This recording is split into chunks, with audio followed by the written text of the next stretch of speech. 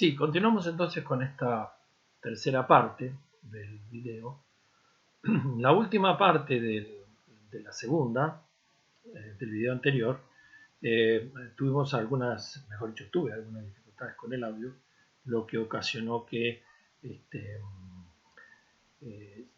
una parte se perdiera, con lo cual lo voy a retomar, voy a retroceder un poquito más y lo voy a retomar para poder engancharlo, ¿sí?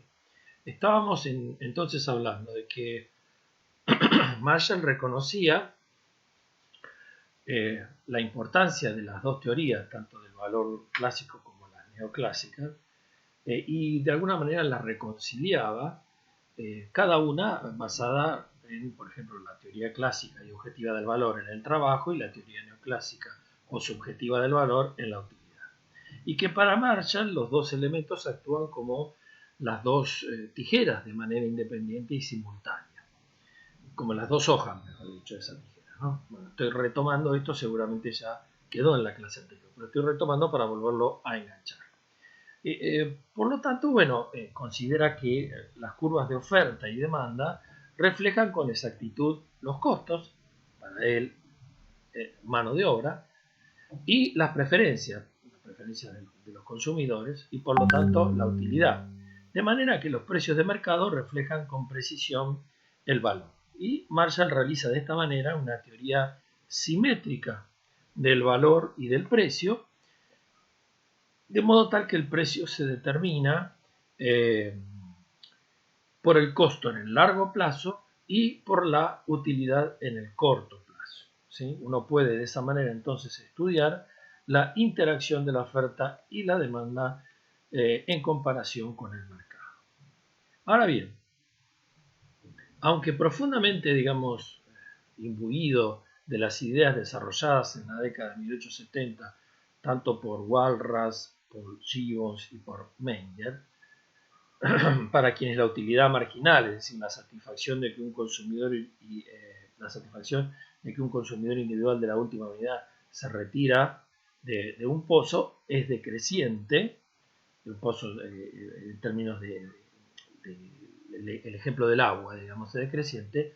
Marshall refinó esta idea mediante la inclusión a eso de los costes de producción. En el corto plazo es esencialmente la utilidad, es decir, la satisfacción derivada del bien al consumidor, que determina el precio de un bien.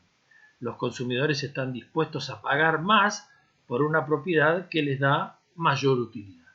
Ahora bien, en el largo plazo, los costos de producción adquieren un papel decisivo en la formación del precio de un bien. En este punto, y en parte, Marshall revive la tradición clásica según la cual el valor dependía principalmente de la cantidad de trabajo incorporado, ¿sí? Bien, Marshall también, bueno, se interesó en los rendimientos de producción. Antes de él, para Smith, por ejemplo, los rendimientos se incrementaban debido a la división del trabajo. Esto lo vimos si lo desarrollamos y trabajamos. Mientras que para Ricardo disminuyen, el capital más productivo se utiliza primero y la incorporación de una nueva unidad es menos productiva que la anterior. Ante esta dualidad, Marshall, ¿sí?, desarrolló la ley de rendimientos no proporcionales. Según él, los dos efectos se combinan. Los rendimientos comienzan aumentando y luego decrecen. El óptimo es un equilibrio que se encontraría entre estas dos tendencias contradictorias, ¿no? Marshall reunió todo dentro de una teoría sobre los conceptos de oferta, demanda, precios, costos y utilidad marginal. Esta lógica de razonamiento que sigue Marshall hace referencia a asuntos contrarios de la vida.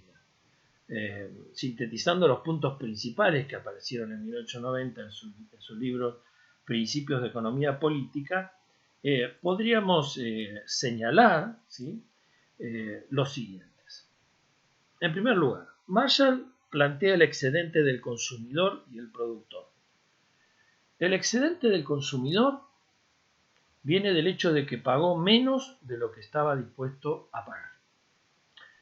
A partir de modelizar el comportamiento del consumidor, según el cual éste estaría dispuesto a adquirir un bien hasta el punto en que la utilidad de la última unidad adquirida sea igual al precio. Si se suman estos consumos individuales, se obtiene lo que conocemos como la demanda agregada. Crea una función, entonces, que vincula el precio con la cantidad demandada, la función de la demanda, que se modifica en relación al precio. Decrece si aumenta el precio y aumenta si baja el precio. Esto, bueno, por supuesto termina de alguna manera siendo naturalizado luego, incluso muchas veces nos encontramos a nosotros y a nosotras mismas empleándolo con total naturalidad sin darle, digamos, el carácter histórico de su producción y el carácter ideológico de este principio o de este planteo, digamos, ¿no? Segundo, el excedente del productor está ligado al hecho de que algunas empresas, en el corto plazo, pueden tener costos más bajos que la empresa marginal en la industria. Por ejemplo, se puede ver el tema de la renta diferencial de Ricardo para comparar esto. Se puede admitir entonces que el corto plazo está vinculado a una ubicación favorable o de gestión por encima de los servicios. Marshall expone de esta manera una teoría de la empresa inspirada formalmente en la del consumidor. Es decir, la compañía produce hasta el punto en que su beneficio por la venta de un bien es superior a los gastos relacionados con su producción. Cada unidad adicional producida y vendida equivale al costo llamado costo marginal. La compañía continúa expandiendo su producción hasta que el costo marginal es igual al precio. Este mecanismo funcionaría en tanto el costo marginal aumenta cuando la producción aumenta. Bien, es decir, que si su beneficio es inferior a los gastos de producción, a los costos de producción, la compañía dejaría de producir. Los principios centrales del valor, como tercer punto, y de la distribución de Marshall, combinan la utilidad marginal con el costo real subjetivo. Esto es, que las fuerzas que actúan tras la oferta y la demanda determinan el valor, concebidas como, lo habíamos dicho antes, como las dos hojas de una misma tijera, reflejada en los precios de demanda de los consumidores, y detrás de la oferta están el esfuerzo y el sacrificio marginales reflejados en los precios de oferta. De esta manera, el costo de producción aparece una vez más como determinante del valor, ¿sí? Marshall distingue entre el costo real de producción y gasto de producción, que consisten en la desutilidad del trabajo, junto con el sacrificio que implica proporcionar el capital necesario, es decir, adelantarlo, ¿no?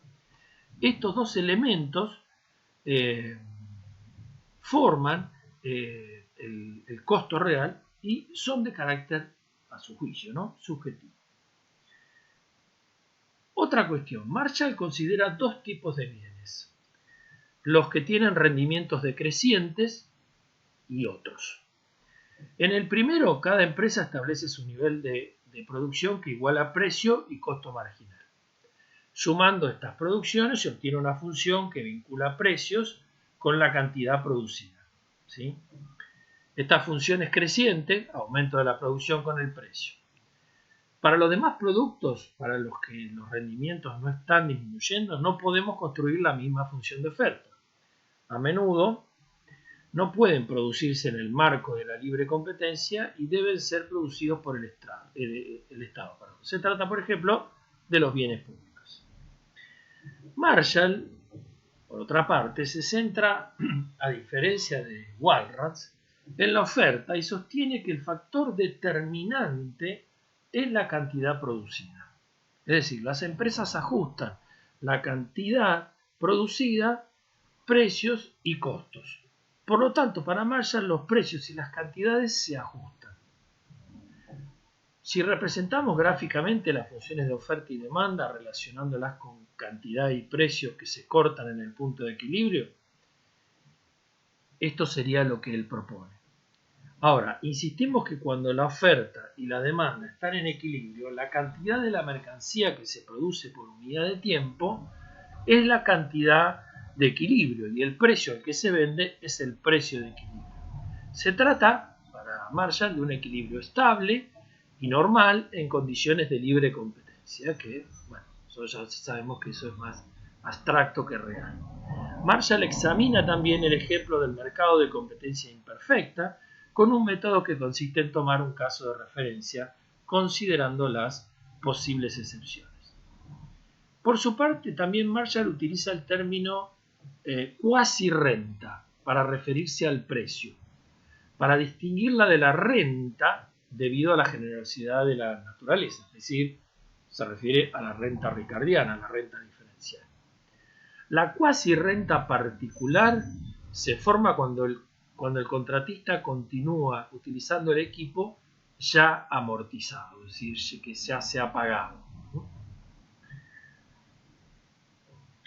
Marshall concluye así que la industria de costo decreciente no puede existir bajo la competencia perfecta, pero señala que el equilibrio competitivo puede ser comparable con las curvas de oferta dependiente negativa si las economías externas producen una interdependencia entre las curvas de oferta. Las economías externas existen siempre que un aumento de la producción de toda una industria aumente la cantidad que cualquier empresa individual de la industria esté dispuesta a ofrecer a cada precio. Según Marshall, las economías externas dependen de dos cuestiones. Uno, el desarrollo general de la industria. Y dos, del progreso general del ambiente industrial. Entonces, las economías externas se realizan cuando, por ejemplo, las empresas se pueden beneficiar del mismo grupo regional de trabajo o de una cuestión vinculada a lo profesional. Así, el Estado puede aumentar el bienestar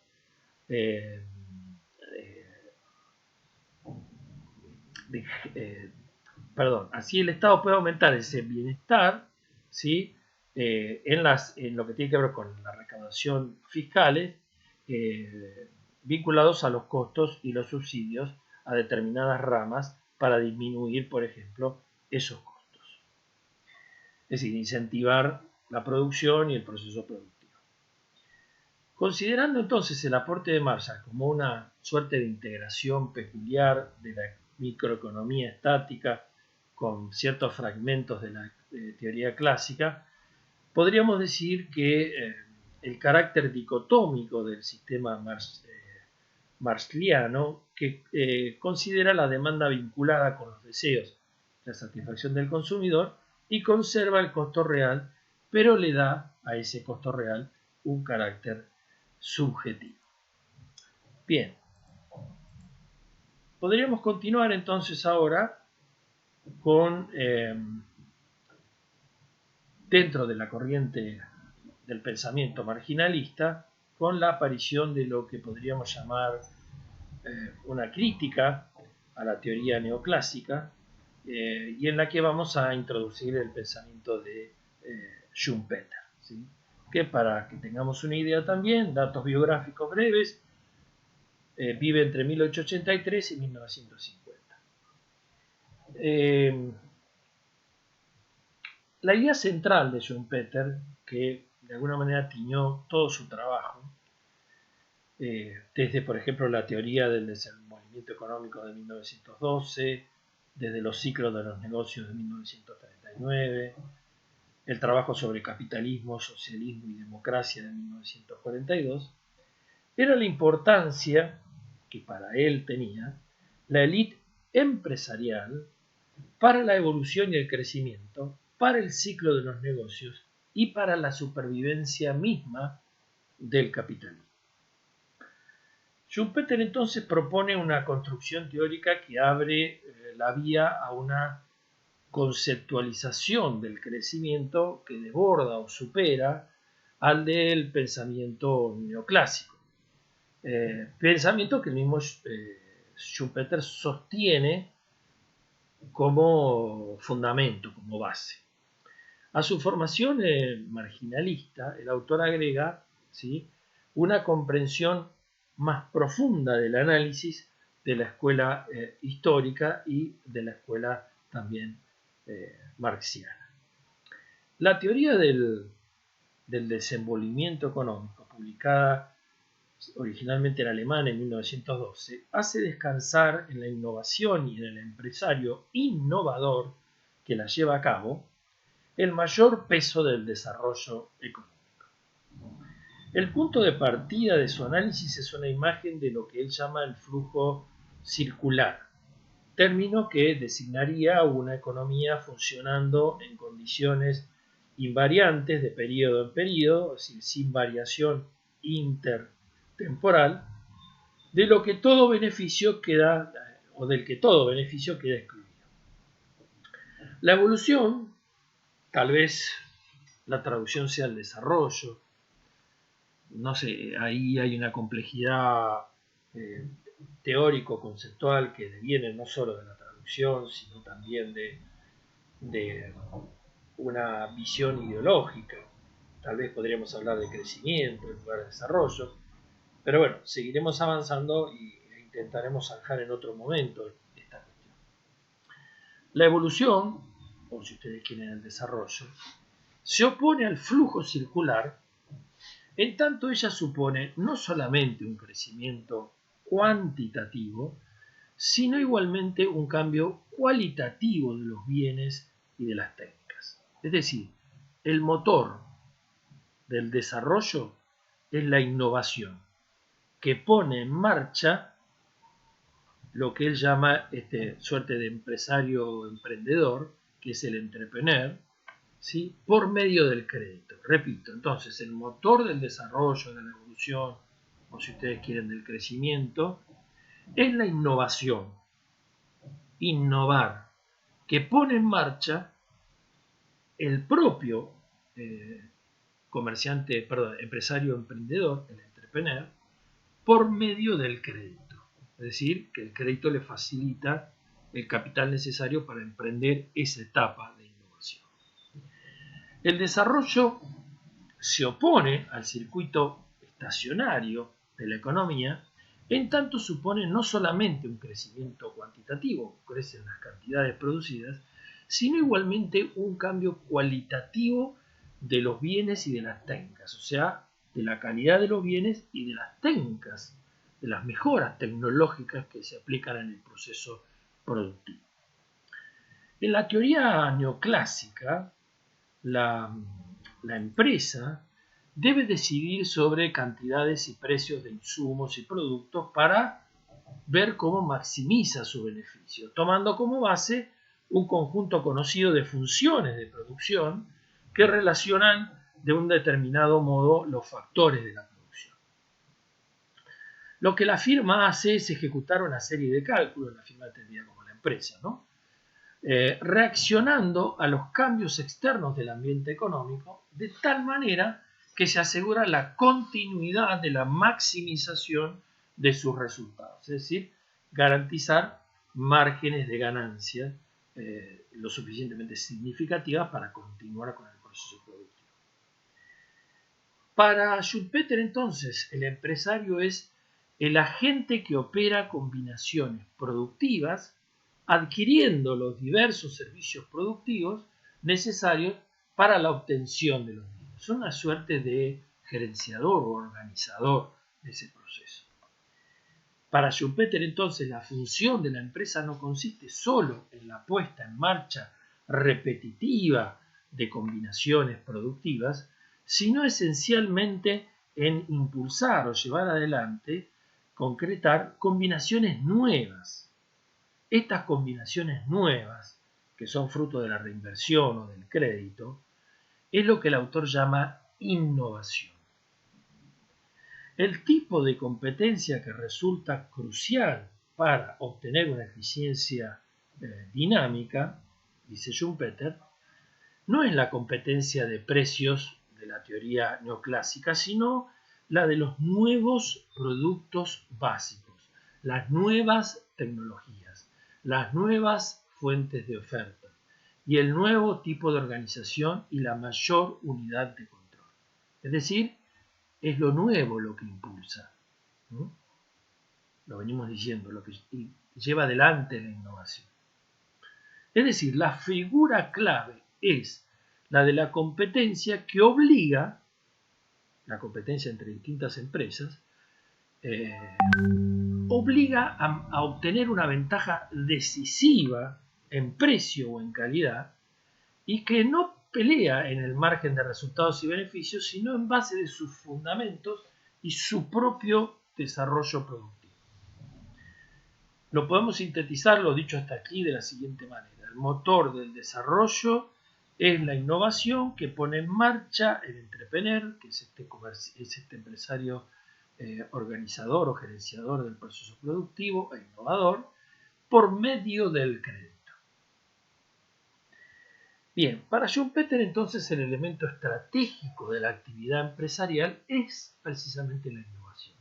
Es decir, la aplicación de nuevas ideas en cuanto a técnica y organización del trabajo, es decir, mejoras tecnológicas y también cambios en la organización del trabajo y de la producción, para dar lugar a transformaciones profundas muchas veces de la función de producción. La innovación entonces frenaría el movimiento circular de la economía estacionaria y daría lugar a un desarrollo económico con una nueva posición de equilibrio a más altos niveles de renta. Podemos presentar brevemente las principales ideas de Schumpeter en su trabajo La teoría del desenvolvimiento económico de la siguiente manera. 1. El proceso del desarrollo económico es endógeno, es propio de ese desarrollo. El entrepreneur, este empresario emprendedor y al mismo tiempo organizador y gerenciador, es el tipo particular, es decir, el líder motivado por la acción que desempeña las funciones empresariales de llevar adelante nuevas combinaciones, es decir, ¿qué serían nuevas combinaciones? Bueno, introducir nuevos productos, nuevos métodos de producción, nuevas formas de organización, nuevos mercados y nuevas fuentes de abastecimiento diferentes de las tradicionales, por ejemplo, de insumos o de materias primas.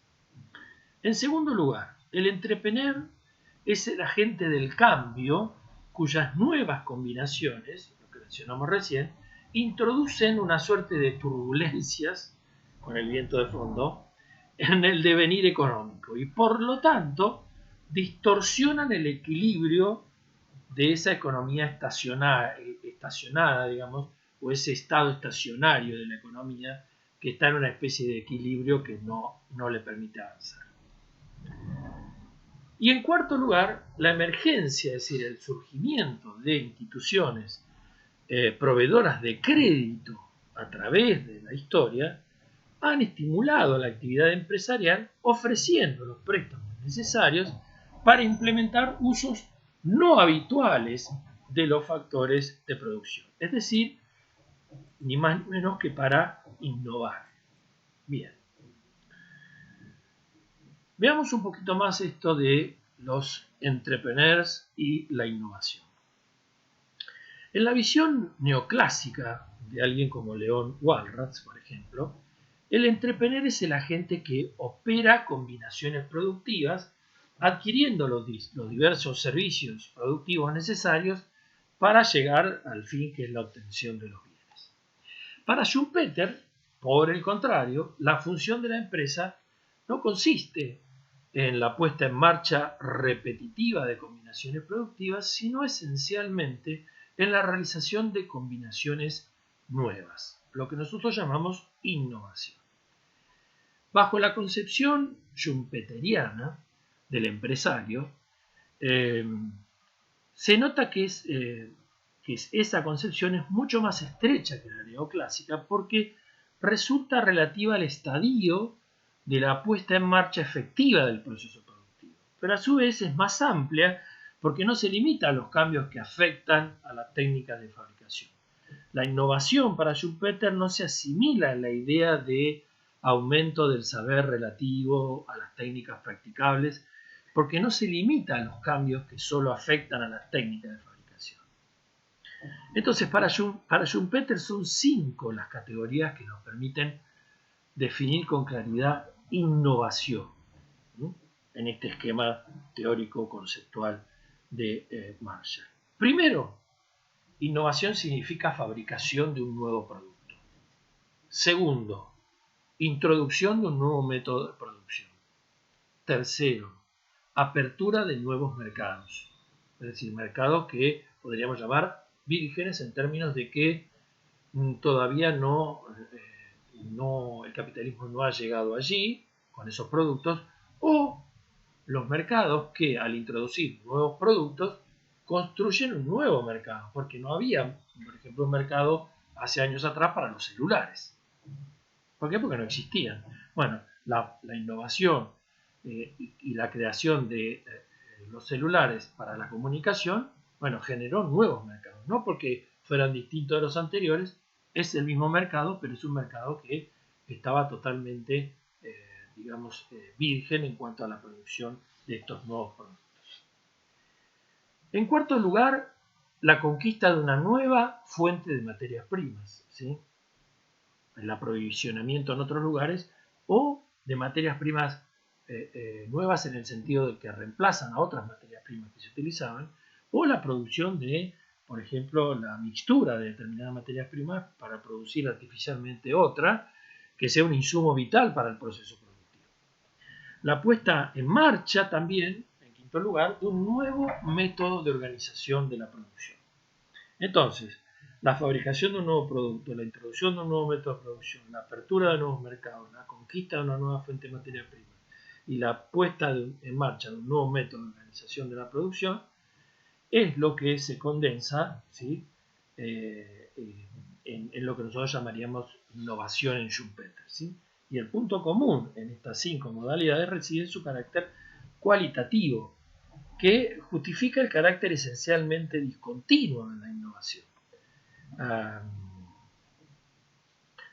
Schumpeter distingue entre desarrollo y crecimiento económico. Este último el crecimiento, es la adaptación incremental de los datos económicos existentes. El desarrollo económico, para Schumpeter, representa la discontinuidad del cambio en los datos básicos de la economía, ya sea por shocks exógenos externos o efectos endógenos surgidos de la innovación empresaria.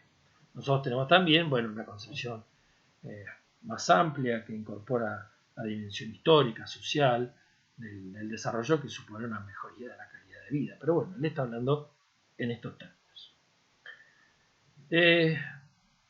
Sin apartarse de las funciones tradicionales del empresario, que eran la coordinación de los factores o la adaptación de la oferta a la demanda, Schumpeter mantiene la realización de la innovación como su función esencial. Es decir, la discontinuidad del proceso supone una decisión tomada por un personaje dotado de poder que encarna los 4 tipos históricos de entrepreneur que señala Schumpeter. Esos 4 tipos serían: 1, el fabricante comerciante de los tiempos modernos, ¿sí? Podríamos asociarlo, por ejemplo, a la protoindustria. El capitán de la industria de la revolución industrial, de la primera etapa. El director y el fundador del capitalismo de sociedades anónimas, ya de fines del siglo XIX. Y a diferencia del entrepreneur, es decir, del empresario emprendedor de Walras, que no realiza ni beneficios ni pérdidas, el entrepreneur de Schumpeter realiza un beneficio, una enumeración de la función de innovación y legitima el monopolio temporario que le confiere la nueva combinación. ¿Sí? Es decir, monopolio porque es el primero que sale con este nuevo producto o a conquistar los mercados. Luego, cuando los demás compiten, imitan o reproducen ese proceso, pierde ese impulso inicial, digamos, de su carácter innovador. ¿Sí? Sin embargo, dice él, el beneficio no sería el único móvil de este personaje. Está motivado además por la voluntad de poder y el instinto de creación. La concentración del capital tiende, sin embargo, a burocratizar la innovación y a privar la función de la empresa de su justificación más profunda. En este sentido, entonces, de acuerdo con su análisis, podremos ver en ello un factor que pone en cuestión la supervivencia del capitalismo. Es decir, si no hay innovación, ¿qué pasa con el capitalismo? Y esto escrito en el contexto de, por ejemplo, en su obra de Capitalismo, Socialismo y Democracia, y en el contexto histórico de 1944, es decir, ya a finales de la Segunda Guerra Mundial, y que luego se iba a desencadenar con la conformación de un nuevo orden mundial. Entonces, según Schumpeter, y lo cito, puede distinguirse dos tipos de efectos de esos cambios en los datos de la economía. Un efecto es estático y otro dinámico. El primero, el estático, representa el proceso de adaptación pasiva de la economía a la nueva situación en el marco de las combinaciones dadas de producción y consumo. Nada sustancialmente nuevo tiene lugar en ese proceso. Por el contrario, el desarrollo se define como el proceso en el cual la economía cambia en su esencia. Schumpeter afina su definición de discontinuidad y de desarrollo y aclara, y lo volvemos a citar, solo en la medida en que se elija otro camino de construcción creativa es posible el desarrollo en su sentido verdadero. Es decir, la transición hacia nuevos niveles económicos que interrumpan la continuidad o provoquen esa discontinuidad de lo estático anterior. La actividad empresarial es la fuente de discontinuidad, el elemento original, la actividad creativa o la nueva construcción. Interrumpe esa continuidad del desarrollo en el terreno porque el desarrollo se detiene y vuelve a comenzar en un sendero diferente. La transición de uno a otro no se da simplemente por adaptación de los cambios en los datos económicos. En definitiva, dice Schumpeter, no existe un equilibrio dinámico. En su esencia más íntima, el desarrollo es la perturbación de ese equilibrio estático. El desarrollo es la discontinuidad, la disrupción del equilibrio existente. Pero siguiendo a esta disrupción, no existe necesariamente una tendencia al equilibrio nuevamente. Entonces Schumpeter explica la discontinuidad haciendo referencia al papel y poniendo en el centro al entrepreneur. El retrato que hace de este agente económico es de un tipo particular. Se trata de un líder que está motivado por la acción, cuyo desempeño de la función empresaria lleva a nuevas combinaciones. Sin embargo, el entrepreneur es fundamentalmente la fuente de las discontinuidades. Es el agente del cambio cuyas nuevas combinaciones introduce esas turbulencias en la vida económica y los disturbios en el equilibrio de ese estado estacionario que veníamos explicando. Entonces, las circunstancias en que son responsables de la inestabilidad de la economía son las nuevas combinaciones, que a su vez definen la esencia y el contenido del desarrollo. Entonces, en este contexto, y citándolo también a él, el riesgo obviamente recae en el propietario de los medios de producción o del capital dinero, por tanto nunca sabe el empresario en cuanto tal. El empresario nunca es aquel que corre el riesgo. ¿Sí? Bien. Schumpeter distingue entre el empresario y el capitalista, para explicar esto último que acabamos de decir. El capitalista es el propietario de los medios de producción. El empresario puede ser bien un gerenciador o un administrador e innovador de ese proceso. Eh, ¿Por qué siempre hay un riesgo? Bueno, porque toda actividad innovadora, explica Schumpeter, implica siempre enfrentar situaciones desconocidas, inciertas. Aquello que para todo individuo involucrado en el flujo circular es un dato familiar, un sendero marcado, se vuelve para el innovador una incógnita a resolver. Entonces, una función básica de todo empresario consiste en la búsqueda de ganancias extraordinarias y estas pueden provenir exclusivamente de la innovación. Una característica fundamental de las innovaciones en el enfoque schumpeteriano es que éstas no aparecen en forma continua, sino que lo hacen en forma discontinua. Las motivaciones del entrepreneur exceden su ansia de ganancia. ¿Sí? Por ejemplo, citándolo al mismo Schumpeter, tenemos en primer lugar el ideal y la voluntad de fundar un reino privado, aunque no necesariamente una dinastía. Podemos mencionar también la voluntad de conquista, el impulso de lucha, de manifestarse como superior a los demás, de tener éxito por el éxito mismo y no por sus frutos. El resultado financiero es una consideración secundaria que se valora en todo caso como el índice de éxito o como síntoma de la victoria. Finalmente, dice Schumpeter, existe el gozo creador de hacer cosas o simplemente de ejercitar la energía y el ingenio. Nuestro tipo de hombre, dice Schumpeter, busca dificultades con objeto de verse obligado a realizar alteraciones. Encuentra su gozo en la aventura. La ganancia pecuniaria es indudablemente una expresión muy exacta del éxito, dice, y en especial del éxito relativo, y tiene la ventaja de ser un hecho objetivo e independiente en gran medida de la opinión de los demás. Bien, terminamos entonces aquí. Después les voy a compartir un gráfico más tarde sobre las características de la función empresaria en Schumpeter como una suerte de apéndice de esto que estamos mencionando.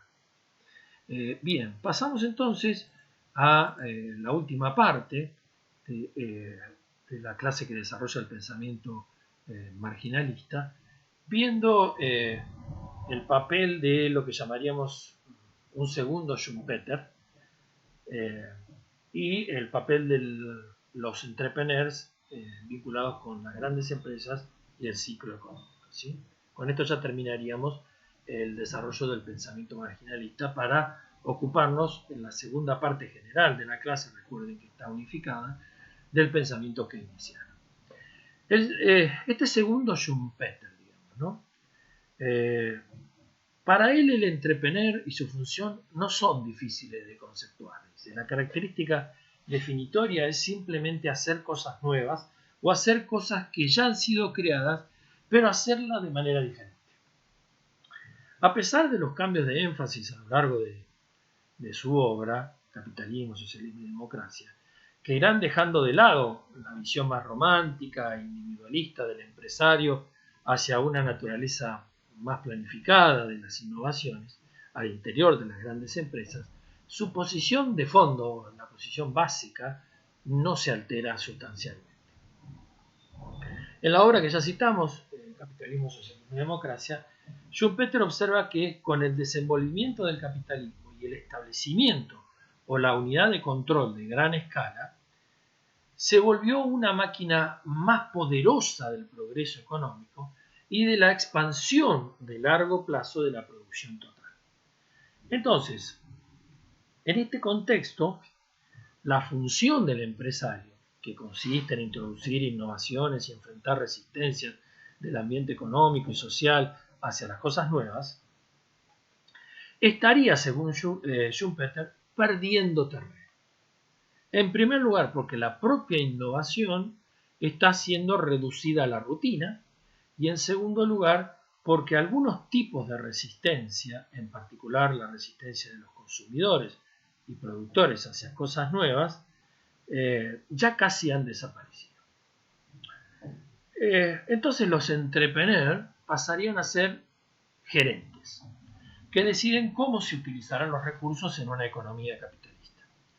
También serían agentes desestabilizadores porque cambian las relaciones y técnicas de producción existentes. Llevan a la economía hacia un mejor uso del capital y el conocimiento hasta ese momento, que resulta vital para el crecimiento macroeconómico y para una productividad en aumento.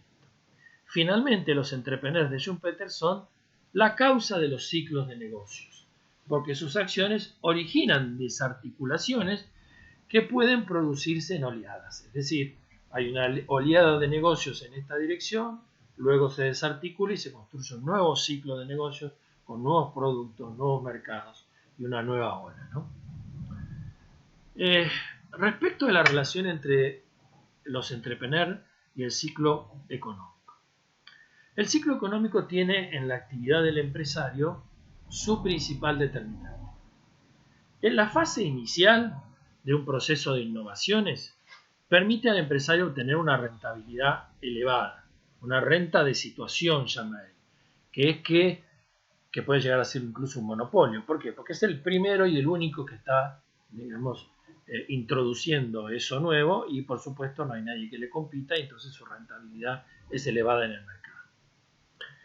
Con la difusión y generalización ya de la innovación, como decíamos recién, aumenta la competencia.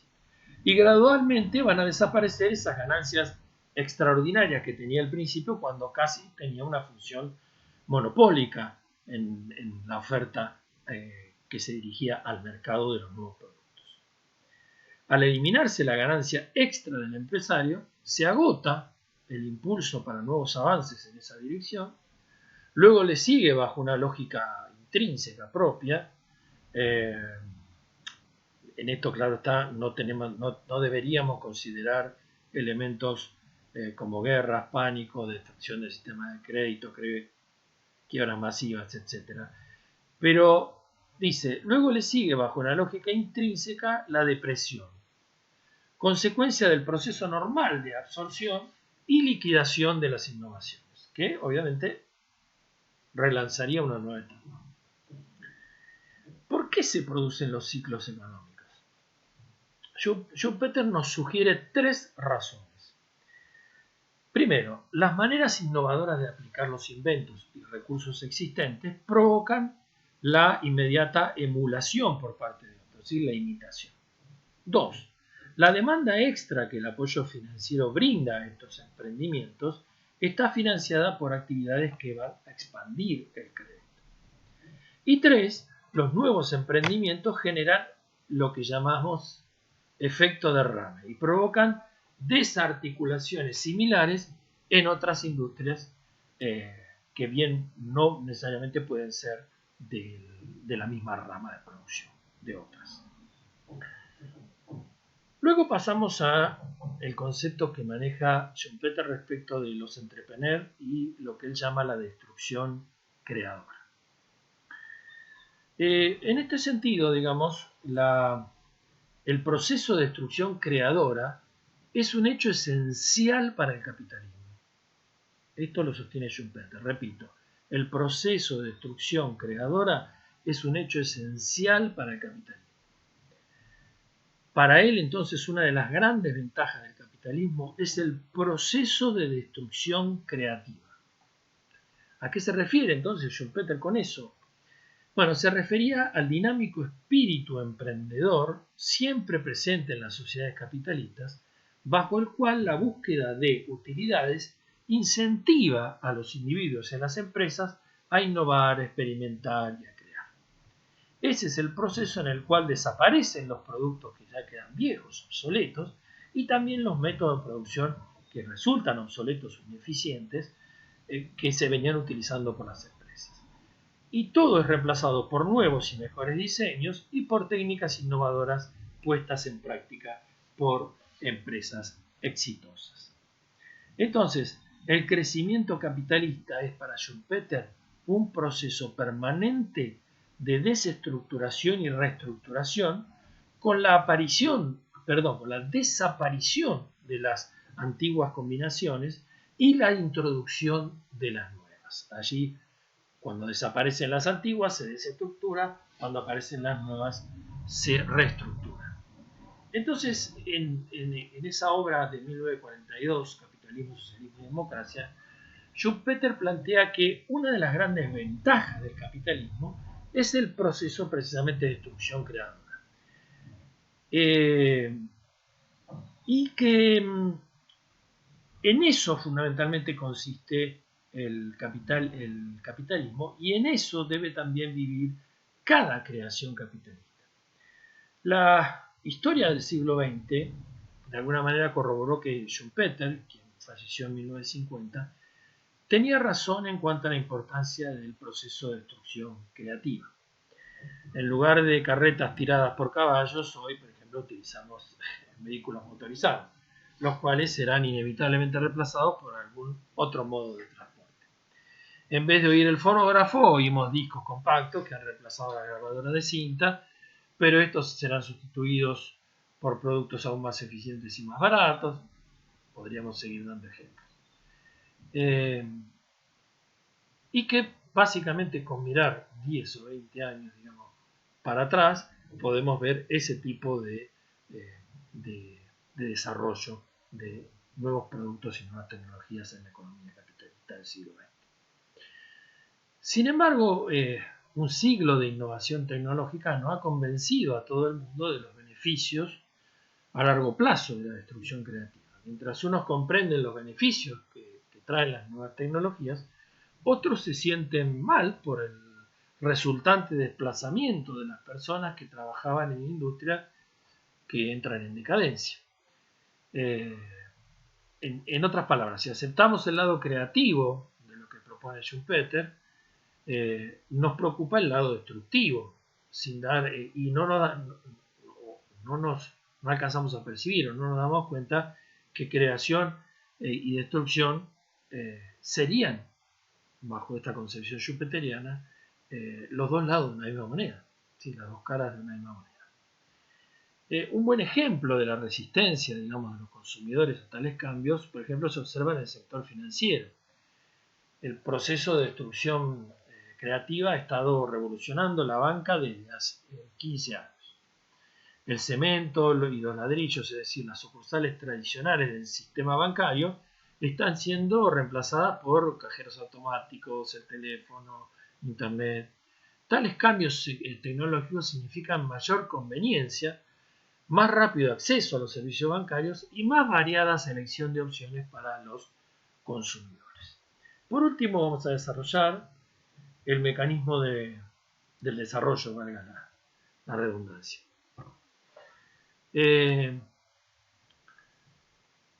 Para Schumpeter, el innovador no dispone a priori de los recursos necesarios.